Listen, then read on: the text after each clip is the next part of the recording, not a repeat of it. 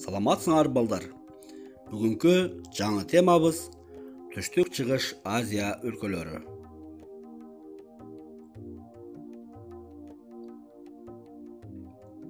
Сабактын максаты окуучулар Түштүк Чыгыш Азиянын жайгашкан ордун географиялык абалын билишет, калкы жана мамлекеттери жөнүндө маалымат алышып, билимдерин өстүрүшөт, достукка жана улуттар аралык ынтымакка тарбияланышат.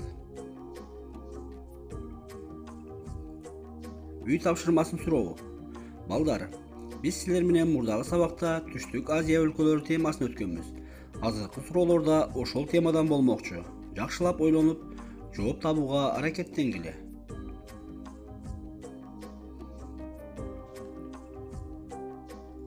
Түштүк Азиянын жалпы аянты канча? Ойлонобуз.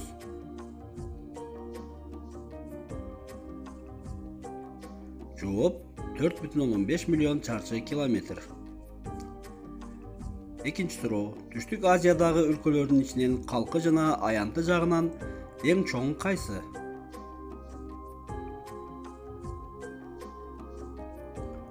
Туура жооп табууга аракет кылабыз. Жооп Индия.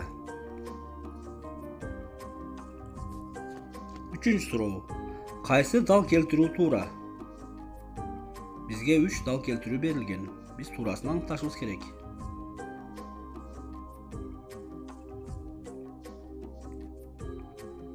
Туура жооп үчүнчүсү. Бангладештин борбор шаары Дакка. Жаңы темага киришүү. Бул аймак Азиянын түштүк чыгыш бөлүгүндө, континентте жана аралдарда жайгашкан. Индо-Кытай жарым аралы жана Малай архипелагынан орун алып, түндүгүнөн Кытай, батышынан Индия менен, ал эми калган тарабынан Тынч океаны жана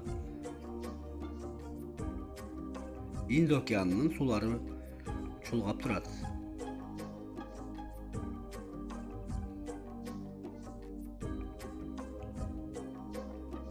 Түндүктөн түштүккө 3200 километрге, ал эми батыштан чыгышка 5600 километрге созулуп жатат.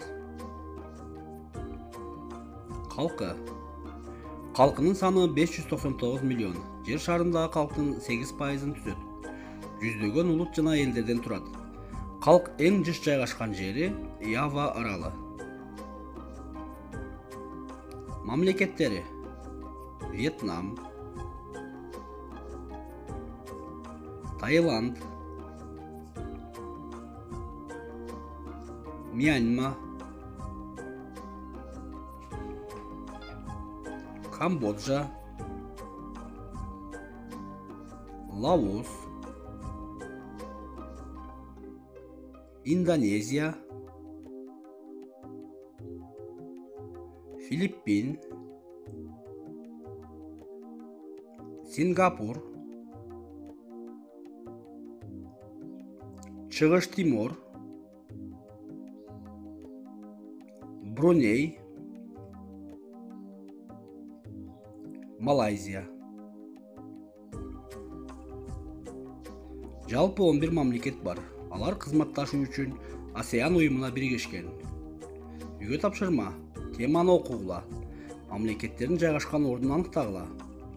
Борбор шаарларын жаттагыла.